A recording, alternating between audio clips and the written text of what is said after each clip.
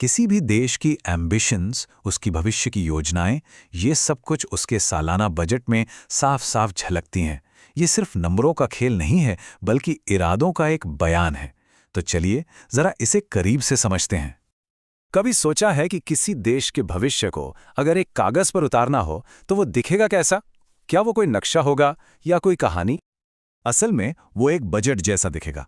और ये इस साल का बजट है, जो सिर्फ एक साल के हिसाब किताब से कहीं ज्यादा है।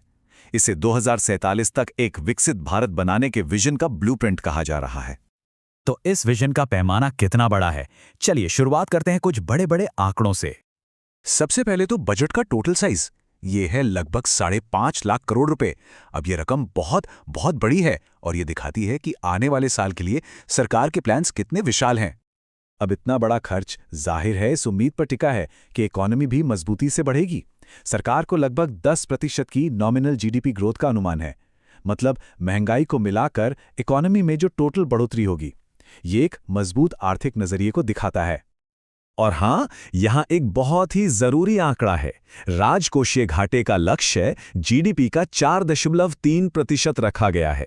यह पिछले साल से कम है, जो बताता है कि सरकार बड़े खर्चों के साथ साथ फाइनेंशियल डिसिप्लिन पर भी पूरा ध्यान दे रही है। अब ये राजकोषीय घाटा या फिस्कल डेफिसिट है क्या भला?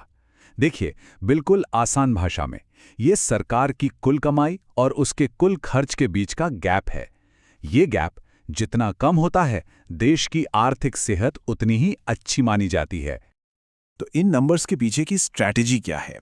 पहला पिलर है देश के फिजिकल हार्डवेयर में इन्वेस्ट करना, यानी कल का भारत बनाना। इसके लिए सरकार कैपिटल एक्सपेंडिचर, जिसे कैपेक्स भी कहते हैं, उस पर रिकॉर्ड 12.2 लाख करोड़ रुपए खर्च कर रही है। ये वो पैसा है जो सड़कों, पुलों और रेलवेज जैसी लॉन्ग टर्म एसेट्स बनाने में लगता है, जो आने वाले दशकों तक देश की ग्रोथ को रफ्तार देगा। तो ये पैसा जा कहाँ रहा है? सोचिए, 7 नए हाई स्पीड रेल कॉरिडोर, 20 नए नेशनल वाटरवेज और ईस्ट से वेस्ट को जोड़ने वाले फ्रेट कॉरिडोर बन रहे हैं। साथ ही प्राइवेट इन्वेस्टमेंट को खींचने के लिए एक इंफ्रास्ट्रक्चर रिस्क गारंटी फंड भी बनाया जा रहा है। ये सब मिलकर देश की कनेक्टिविटी की तस्वीर ही बदल देंगे। लेकिन ये मजबूत इंफ्रास्ट्रक्चर सिर्फ सफर आसान करने के लिए नहीं है। ये एक तरह से वो नींव है जिस पर भारत को एक ग्लोबल मैन्युफैक्चरिंग हब बनाने का सपना देखा जा रहा है। सरकार ना भविष्य की टेक्नोलॉजी पर बड़ा दांव लगा रही है, जैसे इलेक्ट्रॉनिक्स मैन्युफैक्चरिंग के लिए 40,000 करोड़ और बायोफार्मा सेक्टर के लिए 10,000 करोड़ रुपए रखे गए हैं। और मेक इन इंडिया को और ताकत देने के लिए semiconductor mission 2.0, national fibre mission और नए इंडस्ट्रियल क्लस्टर जैसी पहल भी शुरू की गई हैं।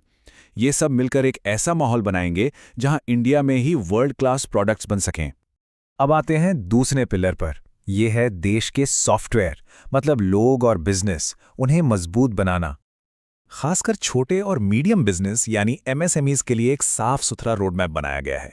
पहला स्टेप, उन्हें फंड्स तक पहुंच मिले। दूसरा, छोटे शहरों में उन्हें एक्सपर्ट कानूनी मदद मिले। और तीसरा, वो अपने बिजनेस को बड़ा कर सकें। सिर्फ बिजनेस ही नहीं, आम लोगों के लिए भी एक बहुत बड़ा कदम उठाया गया है। बजट का एक बड़ा मकसद है टैक्स सिस्टम को आसान बनाना, जो दशकों से बहुत कॉम्प्लेक्स रहा है। और ये कोई छोटा मोटा चेंज नहीं है। सोचकर देखिए, 1961 से जो इनकम टैक्स कानून चला आ रहा था, उसे पूरी तरह से बदला जा रहा है। 1 अप्रैल 2026 से एक नया और उम्मीद है कि एक आसान इनकम टैक्स एक्ट लागू होगा। यह सच में एक ऐतिहासिक कदम है। इस सिंप्लीफिकेशन का एक और सीधा साधा उदाहरण है विदेशी टूर पैकेज पर लगने वाला टीसीएस। पहले ये 5 से 20% तक हुआ करता था, जिसे अब घटाकर सिर्फ 2% कर दिया गया है। इससे मिडिल क्लास को सीधी राहत मिलेगी। इकोनॉमी के साथ साथ लोगों की सेहत में भी बड़ा फोकस है। कैंसर और कई दुर्लभ बीमारियों की दवाओं पर कस्टम्स ड्यूटी हटा दी गई है।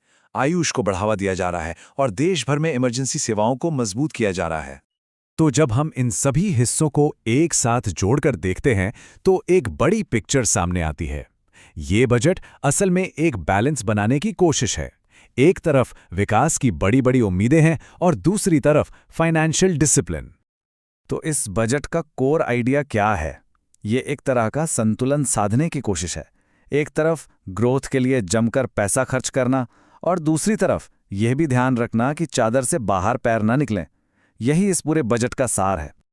इनके अलावा भी कई और एरिया हैं जहां बड़ा फोकस है, जैसे देश की सुरक्षा के लिए डिफेंस मॉडर्नाइजेशन पर भारी भरकम रकम खर्च होगी, किसानों और गांवों का विकास, भविष्य के लिए ग्रीन टेक्नोलॉजी और टूरिज्म को बढ़ावा देना, ये सब भी सरकार की प्राथमिकता में शामिल हैं। तो सबसे ज़रूरी बात यह है कि इसे सिर्फ एक साल के हिसाब किताब की तरह ना देखा जाए। ये 2047 तक एक विकसित भारत बनाने के लंबे सफ़र में एक और महत्वपूर्ण कदम है। हर आंकड़ा, हर योजना उसी बड़े लक्ष्य की तरफ इशारा करती है। तो आखिर में सवाल यही बचता है, एक बजट कागज पर तो एक प्लान ही होता है, इरादों का एक बयान, पर क्या यह ब्लूप्रिंट सच में 2047 तक भारत की तकदीर को आकार दे पाएगा? खैर, इसका जवाब तो आने वाला वक्त ही देगा।